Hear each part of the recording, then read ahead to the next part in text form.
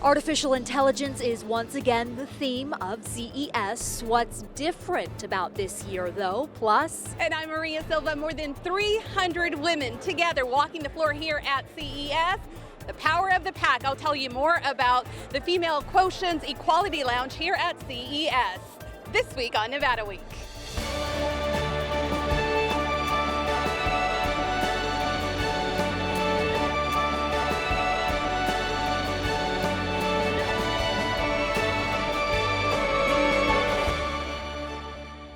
Support for Nevada Week is provided by Senator William H. Hernstedt.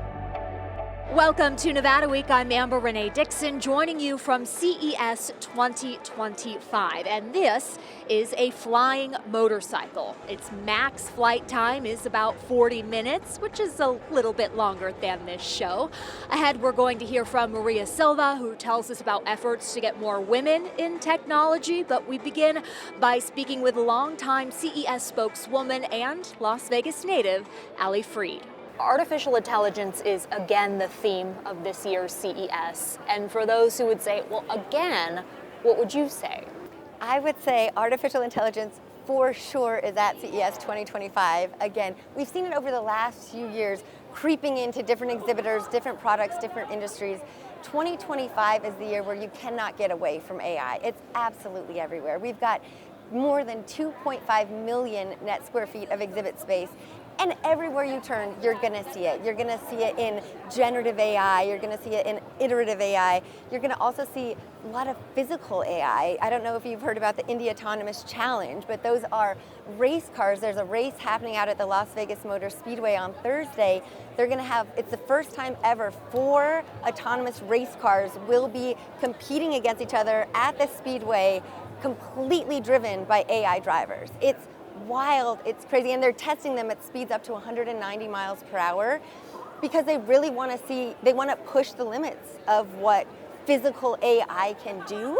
And so then that trickles down into the cars that one day, you and I will be driving or not driving, I guess I could say. Right, we will not be driving. We'll not be driving, we'll be driving us. So one difference that my producer has at least noticed between this year and last year is a drive toward, well, at least LG saying affectionate intelligence for AI. Samsung has a campaign, AI for all. Right. What does this indicate to you, this kind of approach? So I think what we're seeing is AI where it's face-to-face with us as people. Studies and research have shown that we respond better when we feel like we're talking to something that we can relate to. So if we're seeing a facial expression, if we're seeing a movement that feels human, we connect more with that object. So we're seeing a lot of companies that have, again, that's kind of like physical display. They want us to feel like we're talking to something that we relate to, not a human. I was telling you earlier, I was blessed to interact with a baby AI panda this morning. And it's a real life-size baby panda, but that has been modeled completely accurately for what I think it was like an 8-month-old panda looks like. It's their facial features, exactly what a baby panda does, their paws, their claws, their little like nose movement. And I think that goes to that affectionate piece. It's an opportunity for you to interact with a baby wild animal that's never gonna happen in real life, but you kind of just get that love, that feeling, that experience. And again, it's creating experiences that we wouldn't have without that technology. Is that something that's going to be sold to people? It or sure is. Rented, an experience type of pay a fee? Yes, I think that's the business model where it's, we can't get you up to the real one, but you can see, I think there was like some therapy implications too, for kids, animals, and just kind of like feeling like they could talk to the baby panda and kind of connect if they were having trouble connecting with friends or things like that. We also talked about a more practical application of this affectionate AI, and that was advancements in robotic vacuums. Yes. So, and this exactly goes to the progression piece. So robotic vacuums have been around for a while, they clean the floor, but I don't know if yours are anything like mine. They're always getting stuck on something. I have 3 kids, 3 dogs, my floor is never clean. The vacuums that are coming out now are having arms built into them. They're having extension pieces available to actually detect object interference, pick those things up, move them out of the way so that they can continue cleaning. I actually saw one that was, capable of there was all these blocks on the floor. Imagine your kid makes a mess. It's stacking the blocks up into the corner and then keeps going. I've also seen just this morning the world's first smart mop. So it automatically detects liquids on your floor and starts itself. So you no longer have to even be aware that the mess has been made. It's sensing what's happening on your floor. It detects a spill. It gets into action, cleans it up before you even know it was there. Wow. I think our viewers would like to know that you are a Las Vegas native. I am. I was born and raised here, and it is like something I have the deepest pride for. I love the city, and I miss it terribly now that I live on the East Coast. And I bring that up because I wanted to verify that first. And so I looked at your LinkedIn, and you wrote a tremendous post. I guess it was the first day of CES, and you said, I was reminded why CES is so much more than just a conference. It's a place where magic happens. What was your experience? I was on cloud nine all day yesterday. I got a text message from my old 5th grade teacher. Here in Las Vegas. Here in Las Vegas. Marion Earl Elementary School, Miss Marie Brancini, and her brother, she actually has a brother and sister, both with Down syndrome. And Johnny and Leah, I've known them literally since 5th grade because we were very close with Miss Brancini, and her son was friends with my brother. And she said, hey, we're at a conference today where we're getting exposed to technology for people with disabilities. She's like, it's at the Venetian. Is this connected into CES at all? Because she knows I've worked for the show for 20 years. And I was like, first of all, I was like, Miss Brancini, hi. Also, yes, that is CES. Where can I meet you? And turns out that her brother Johnny had been invited through the CTA Foundation, which is a foundation dedicated to helping startup companies working on technology for the aging population and those with disabilities have equitable access to technology. And I ran over there as fast as I could, 3 shuttles later, and it was a 3-hour session where they were exposed to all kinds of technologies that they didn't know existed. And Ms. Brancini was in tears as she was saying, you know, every single thing I saw here today would dramatically change not only Johnny's life, but my life too as his caregiver. And so it was just a day of a lot of tears and a lot of connection. And it's so true. CES is a huge show. You know, we've got close to 140,000 people we're anticipating here this week, but it is such a small knit community. You know, people come year after year, and it truly does feel like a reunion. And then when you get these bonus surprises of, you know, your outside world colliding in, it was an incredible day for me. Was there a particular product that stood out to them? A digital organizer for all medical files, because Johnny has been part of Opportunity Village for years, which he loves. But he has all kinds of medical records and doctor's appointments, and they need this for that and that, and it's just a real difficult situation to try to keep everything together, organized for the doctor. She's got her binders, but it was an app that could organize, sort, search every piece of medical history that you can then turn over to whatever medical system you're working with, whatever doctor you're working with, and you've got the full and complete medical history of that person. So that is what just really, really stood out to her. You also told me about a cane. I did. So that was something that Johnny, you know, he has Down syndrome and unfortunately has lost his sight completely because of it. So he uses a walking stick. And there was a smart cane that he saw yesterday.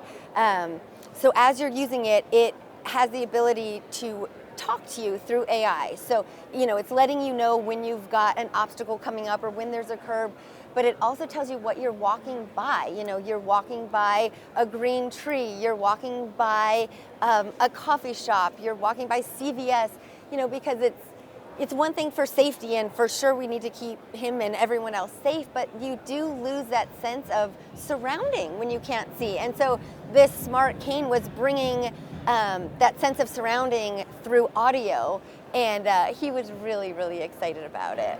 Wow. Yeah, I know, it's like goosebumps. It's goosebumps stuff. Yes, and you were a journalist under Miss Brancini, correct? I was. So she ran our school newspaper in 5th grade, and that is what truly like started my love for journalism and communications.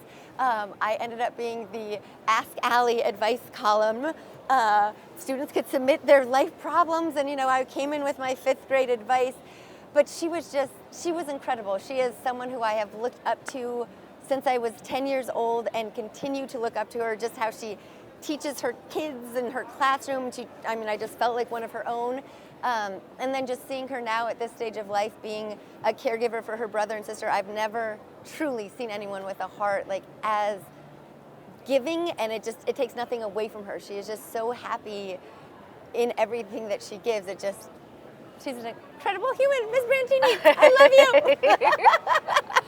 And so then, what would Allie's advice be for someone who doesn't feel they know much about AI or who is a little bit scared of AI? Yeah, no, it is. I think this conference is all people in the industry, so we kind of know and understand it, but everyone doesn't feel this way. And some people feel like maybe we are getting taken over by this technology. I would say this. AI and robotic learning and machine learning, it is all designed to help us as people. And so kind of a mega trend, I would say, is this digital coexistence that we're seeing. And it's how can we use technology to make our lives easier, better, more effective, more efficient, so that we can be humans and we can elevate what we do best, which is connections and emotions and creativity and hard decision making, trade-offs, stuff like that. AI is just not there yet. So I would say don't be afraid, but see how you can embrace it, because I don't see AI going away. And so whether you're a consumer, whether you're a manufacturer, whether you're a retailer, if you are not incorporating AI in some way, I think you are going to be left behind. Okay, last thing. So many of the exhibitors here, at least a quarter of the exhibitors here, are from China. And so there is some concern about the proposed tariffs that the incoming president, President Donald Trump, has proposed. Yes. Whether he actually implements them has yet to be seen. And so the CEO of CTA, Gary Shapiro, wrote ahead of this conference, "We expect the Trump administration to take a much more pro-business approach that favors innovation." He went on to say, if we go forward with the proposals that the president-elect has indicated he may put in place, there would be severe impacts on the prosperity of the U.S. He said estimates range of a 30 to 50% price increase for basic products like PCs, cell phones, laptops, tablets, smartwatches, and all sorts of different products that consumers get a great value on today. How significant is it for him to come out and make a statement like this? So I would say this, CES is our trade show. The Consumer Technology Association produces CES. The Consumer Technology Association represents thousands of technology companies, and we are there to help them advance their businesses and in a pro-innovation environment. So we've got a big policy team dedicated to making sure that the political environment is set up in a way that businesses can thrive and can succeed. So Gary, I've known Gary for almost 20 years now. He has always taken a very active role in assessing what incoming administrations are going to look like in terms of how they affect the membership of CTA. And so the fact that he put a statement out like this, I would say is very on par for where we've been for the last 2 decades, at least the 2 decades that I've known him. What does the administration look like? How is it going to affect our businesses? And I will say, it's always been that tariffs are taxes, and it's a tax that the consumer is going to feel. And so that's his stance on it. And I think, we're going to have to see what happens come January. Ahead of this interview, we had a woman approach us from a company who's from China. I don't want to say what business they had because they were a little bit uncomfortable with us asking about their thoughts on the proposed tariffs. She did say, however, when I picked up this client from the airport, that was the first thing he mentioned. How are those tariffs going to impact us? Have you felt that here at this CES? It's definitely, I would be lying if I said no, that we aren't feeling it. It is a conversation that's taking place. It's something that everyone is talking about.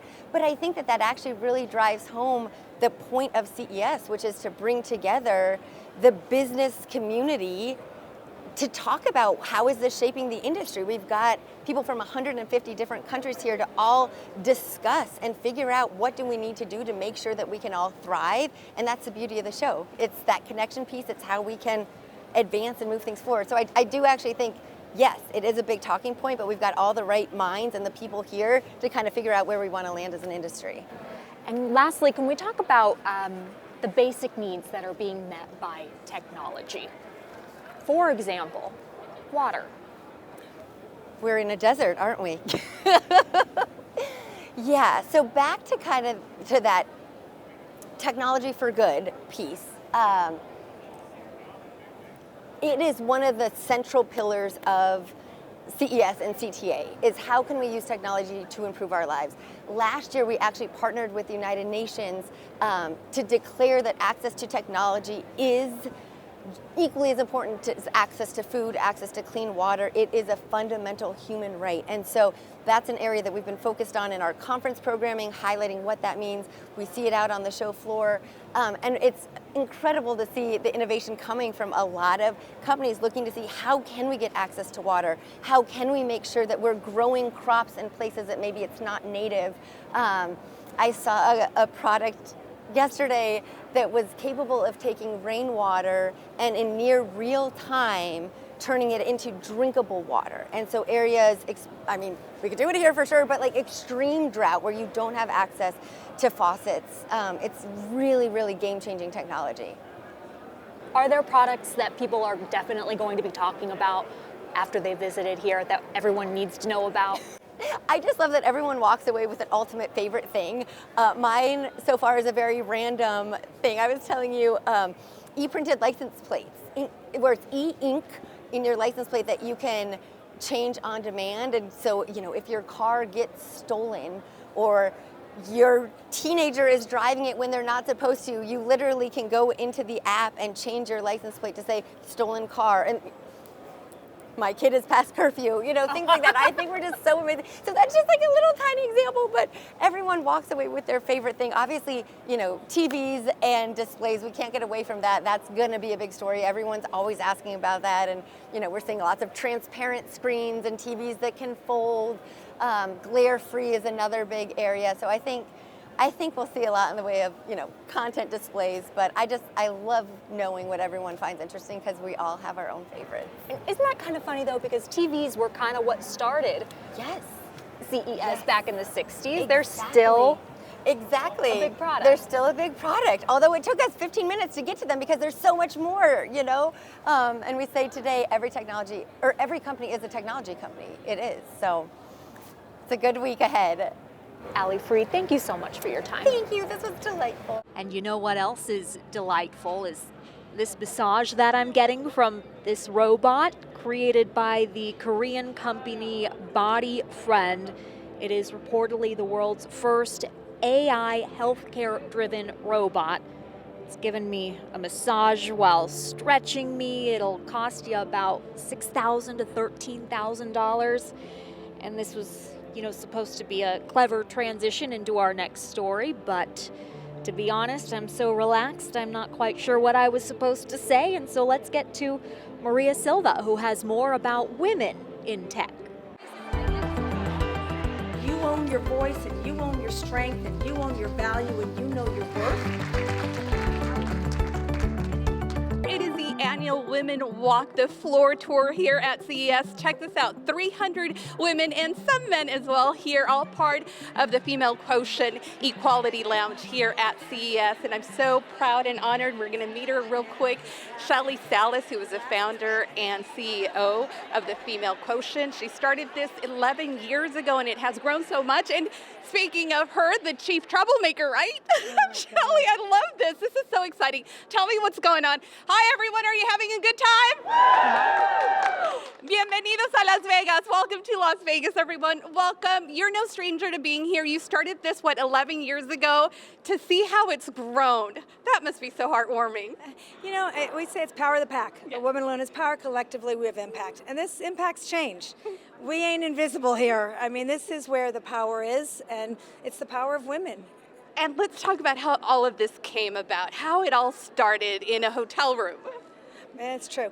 I wanted to go to CES. I was tired of being kind of only and lonely in an ocean of men. Not that that is a problem, but where are all the women? And so I invited 5 girlfriends. I said, let's walk the floor at CES, and if you know other women coming, please invite them. And 24 hours later, 50 women showed up, and we walked the floor. And 2 remarkable things happened. One, every single guy's head turned like, where the hell did you all come from? And what do you call it, the whoosh? It was a whoosh moment, that is for sure. And the second was we were all like-minded, you know, sharing experiences and lived experience and talking about imposter syndrome and work-life balance and the power of business and the power of purchase and that we're all those women. And it was time. And so that's really how the Girls Lounge started. The opposite of boy is girl, the opposite of club is lounge. If there's a boys club, now there's a girls lounge. And we'll talk about the Equality Lounge in a moment, but let's talk about this walk. Again, you are getting ready to hit the floor. We are so excited. It's like, let's go! And for women that have been here for 10 years with us, it still is that wow factor because we keep growing. And people for the first time, it's sort of like, tell me something, I might not remember it.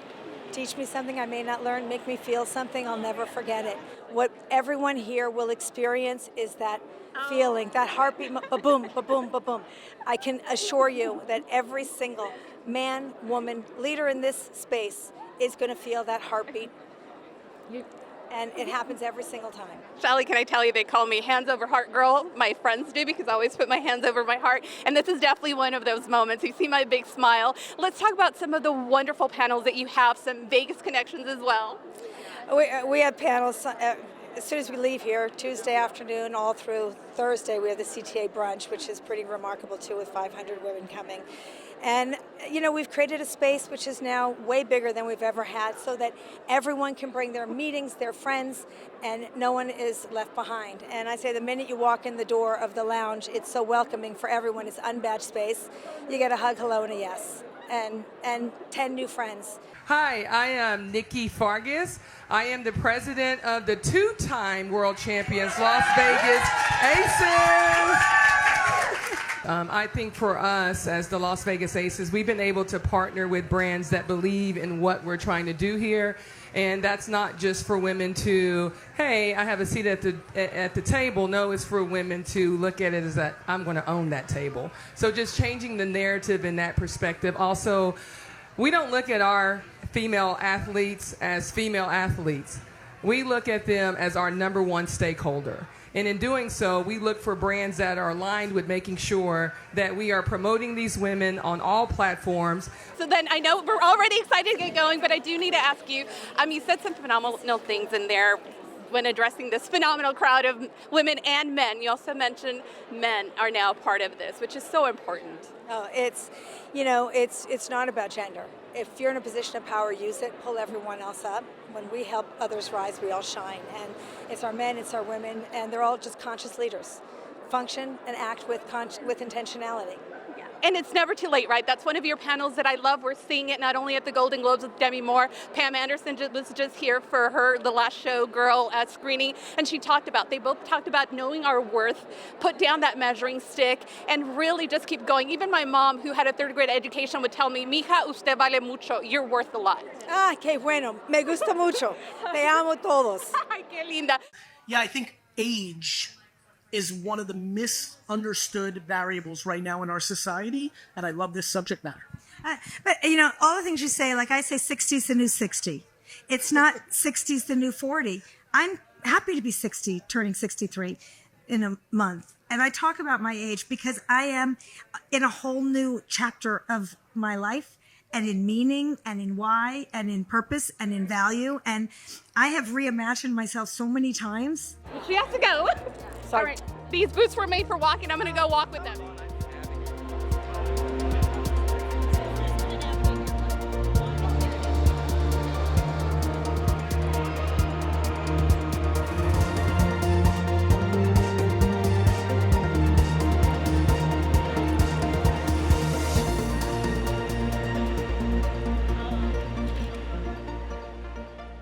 Thank you, Maria. You know, walking around CES, there are certainly some exhibits that get a lot more attention than others. To my right, for example, there is a baby robot that continues attracting a huge crowd. But I want to give you an example of something a little bit more practical, something I sure would love to have, and that is an AI laundry robot from the company Tenet.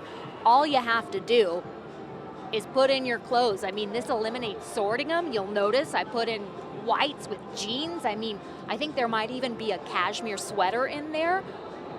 I close it. It's going to detect what types of fabrics are in there, how much is in there, what amount of laundry detergent to put in. It'll even figure out if there may be the possibility of bleeding. And so then it'll give you the choice of taking it out, or it'll figure out the best way to clean it. And then when the cycle ends, you'll get a notification to your cell phone.